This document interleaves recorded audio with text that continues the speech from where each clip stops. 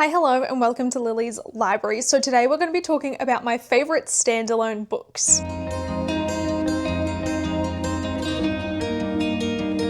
Now, we're in a bit of a different spot today because I recently got a new bookshelf and the lighting is a bit better upstairs than it is downstairs in front of my main shelf, so I thought we'd go up here today. This will probably be my alternate backdrop for those cloudy days where downstairs doesn't get a whole heap of light.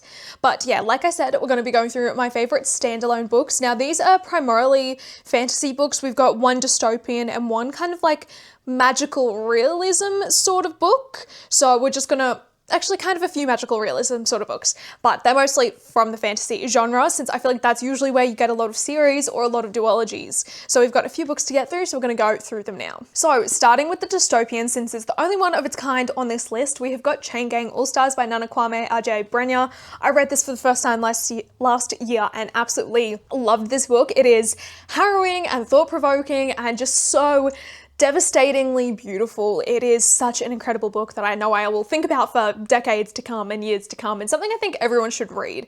It is a really just like fascinating depiction of the US prison system. So this is set in, like I said, an alternate version of the US. This is kind of a semi-futuristic version where within American prisons there is this reality sort of gladiator style show called Chain Gang All-Stars. It's a program where people from different prisons, if they compete and win enough, they could theoretically be released from prison, but this has never happened. So we follow some of the competitors that are in this show and this program that are trying to get to the top and to win and be free and be able to live a free life again. We've also got people that are involved with the making of the show itself, as well as people that view it from the outside. So we've got people that are fans of the show and that go to the live broadcastings of it, like the live battles for it, or watch it on TV. And we've also got people who are protesting the show and everything about it. It's a really interesting look at what America is like. Honestly, it's not that far-fetched in my opinion, but this is such an incredible read that I just need everyone to read. Like I said, I read it last year and I just still think about it all the time. The last chunk of it will have you just so upset.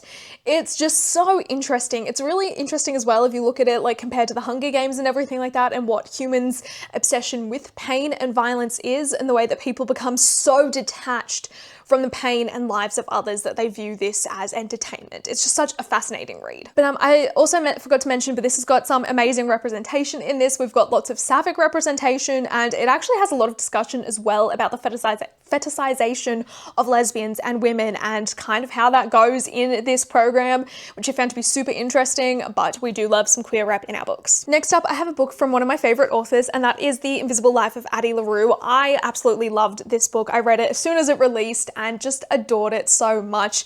It definitely does have its issues and its faults, but it is just something that is so perfect, and it is just this beautifully written, self-contained story. Now, this story spans centuries. In this, it starts off in the early 1700s. We follow a young woman called Addie LaRue, and she is being forced into this marriage. It's really the last thing in life that she wants, so she runs away on her wedding day into the forest, where it's said there are powerful beings that can grant wishes. So she calls upon them, and they do listen. They come down and they grant her immortality, but there's a catch to it. As soon as she turns her back on someone or leaves a room, she will be forgotten. No one is to ever remember her name, her face, anything about her. And we follow her across the centuries as she travels the world, albeit a very limited world. I'll get into that later though. And one day she is in New York, I believe, and she returns to a bookshop where she actually stole a book and was bringing it back to swap for another one, because people don't remember her, so they don't remember what happens. Except the guy there, he actually ends up remembering her, and we kind of follow them as they connect and grow together, and this relationship that blooms, and also the god or the demon that is hunting her down and following her throughout all of these years. I really loved this. I just loved how human it was, and it looked at the humanity behind all of this and what it means to live forever but to have no one remember you. And it's just so beautifully well written and just heartbreaking in the end as well. I remember crying quite a bit when I finished reading it, but I really adored this one. My only sort of criticism with it is that it was very Eurocentric, and I found it to be quite unrealistic that Addie had never traveled outside of Europe or North America. Like, you're telling me she has been immortal from 1714, I think it is, up to like semi-present day, and she's never been to Asia, she's never been to Africa. Like, it's honestly quite unrealistic. Like, there are ways for her to get about going there. I just found it to be quite odd, but besides that, it's such a beautiful book. If you are looking for a really heartwarming and beautifully written story, I think this is the perfect one to pick up. Now, in a similar vein to something heartwarming and beautifully written and is just so lush and lovely, we've got The Starless Sea by Erin Morgenstern. This is another book that I absolutely devoured. It is a story about stories, and it is just so well written and well crafted, and I was dreaming about this book when I wasn't reading it, which you always know is going to be a good sign. But in The Starless Sea, we follow a guy who finds this old book in his university's library, and it kind of sends him on this wild goose chase. It leads to him discovering these doors that have been painted on walls and just magically appear, and if you're there at the right moment, those doors will open up into the Starless Sea and grant you access to this other world. Interspersed in between his POV, we've also got little stories that all kind of piece together the rest of these puzzles. And it's just so interesting the way everything comes together and the journey this takes you on.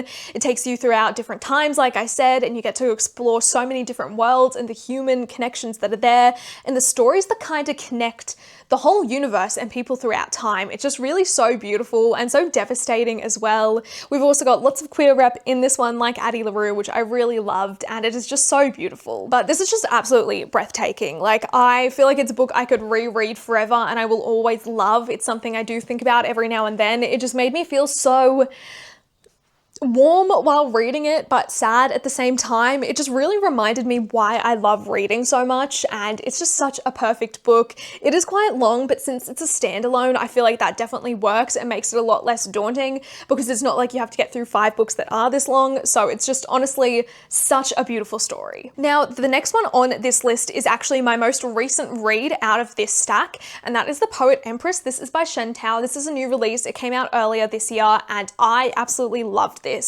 Like The Starless Sea, it has a lot to kind of do with literature, but more in this one, it's about poetry. In this, we follow a young girl who is living in a very poor village. Her village is actually starving. She's lost multiple siblings because there is not enough food to go around. And one New Year's Eve, I believe, or sort of thing, there is a big celebration in her village, and her younger brother go in to be able to catch wishes from the crown princes that are traveling to the different areas. And once she is there, someone from the royal guard actually ends up making an announcement that if people come back in a few days or in a certain amount of time, they will be choosing people to go to the palace with them to be one of the possible concubines for the crown prince. And the main character sees this as the perfect opportunity to either get justice for her village or to get food for them. So she ends up signing up and going to there, but once she gets there, they decide to try and turn her away because they laugh and say she isn't pretty enough. But the crown prince, he is renowned to be a super horrible man. He is violent, he has killed countless people, he even murdered his own mother. So she says that they should take her anyway and let him be the one to make that decision. And if he wants to laugh in front of everyone and call her out, then so be it. So they take her up on that, and she ends up journeying with them to the palace in the capital.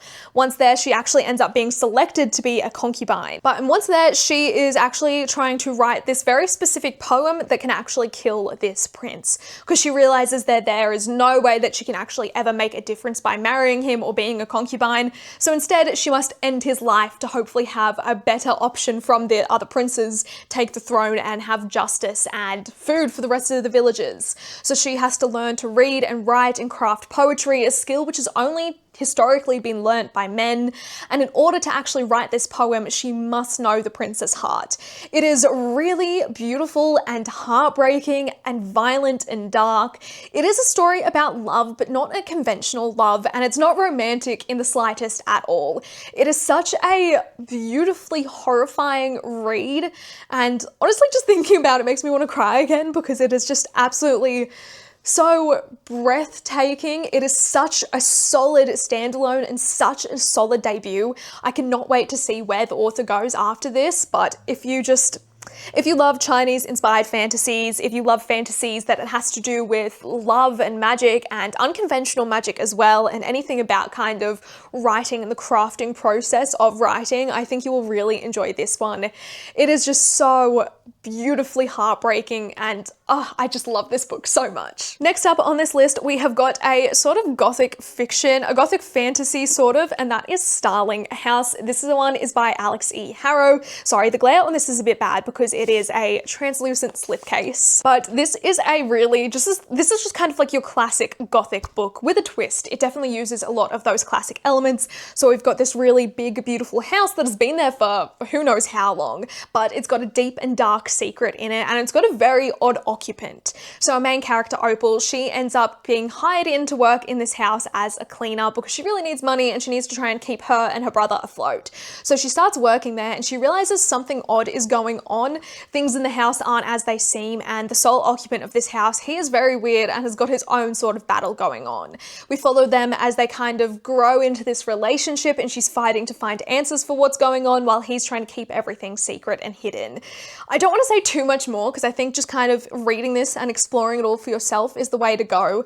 But Alex E. Harrow is such a gorgeous writer. The descriptions in this are just so beautiful. It's not quite purple prose, but it is very lush, and it's just such an atmospheric read that if you are a fan of gothic fiction, I think this is just the perfect one to pick up. Now, the last two books I want to talk about are by the same author, so I'm going to start with the one that's been traditionally published because it is a bit more accessible, and that is Blood Over Brighthaven. This is by Emma Wong. This is a dark academia, and it is just such a fascinating read. I really enjoyed this one, and it's something I do think about quite often. So this is set in a world where we've got this domed city. It's actually got this map at the beginning that I think is really useful.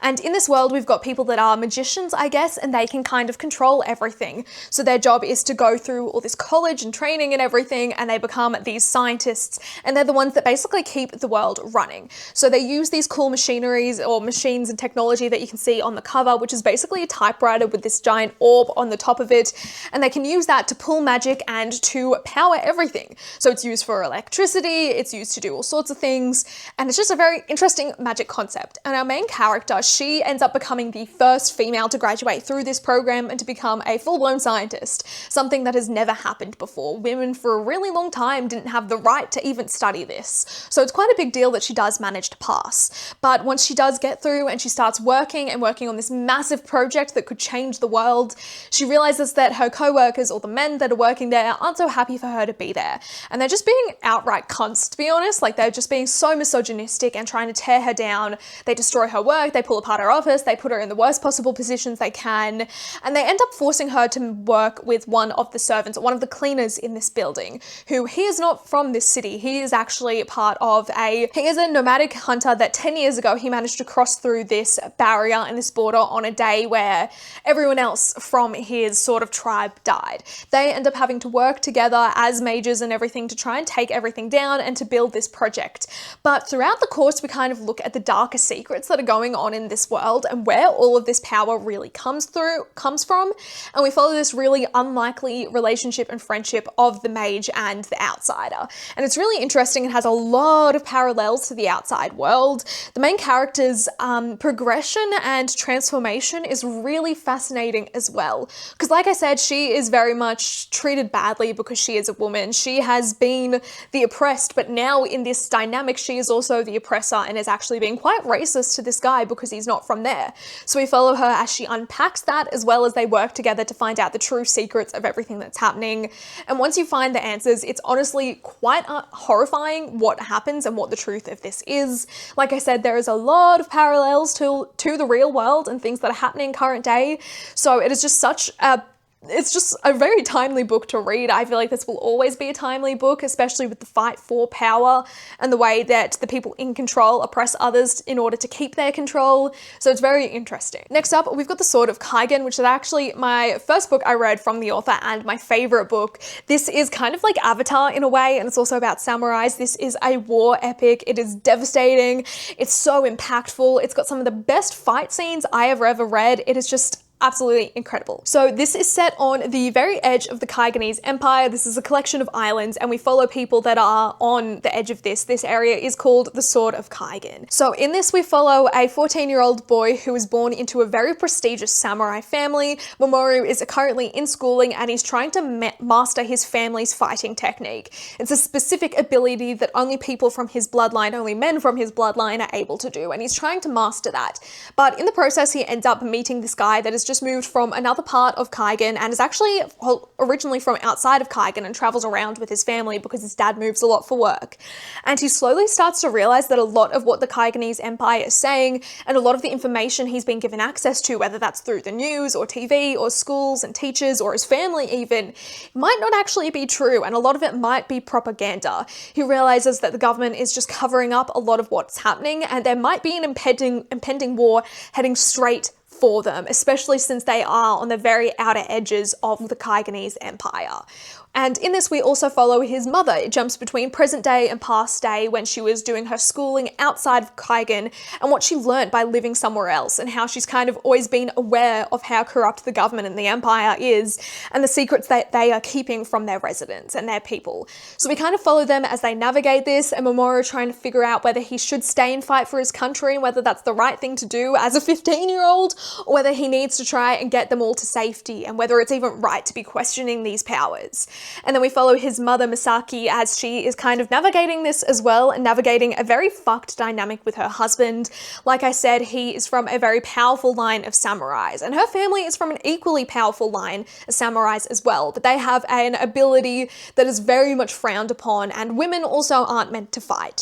So we kind of follow them as this all happens, and this war that does end up breaking out, and what it means for this family, and especially for Misaki as being a woman that is not meant to be fighting, but has all this amazing power and drive and ability, and at the end of the day just wants to keep her kids safe.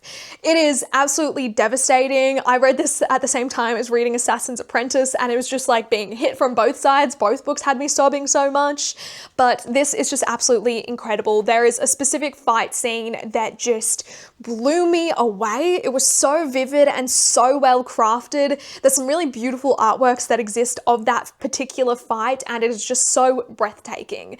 This originally was going to be part of a series, but it ended up being changed to be a standalone, and I think it does work as a standalone, but I much would have preferred a series, but it is still a great standalone. It does end up bringing up a few other plot points where you could see those elements for it to be expanded, but they do get semi-wrapped up, so it is a good conclusion in this, or as good as a conclusion as you can get in such a heavy book.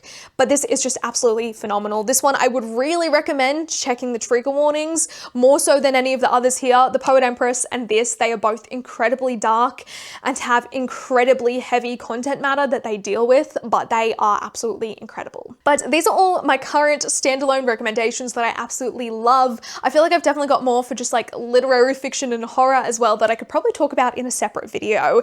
But let me know, are you someone that prefers reading series and duologies, or do you like having kind of like a one and done standalone? I'd be very interested to see what you prefer. But yeah, that is it for this week's video. Make sure you like, comment, and subscribe, and also follow me on some of my social medias if you'd like to see more. But yeah, I'll see you all next week with a new video. Goodbye.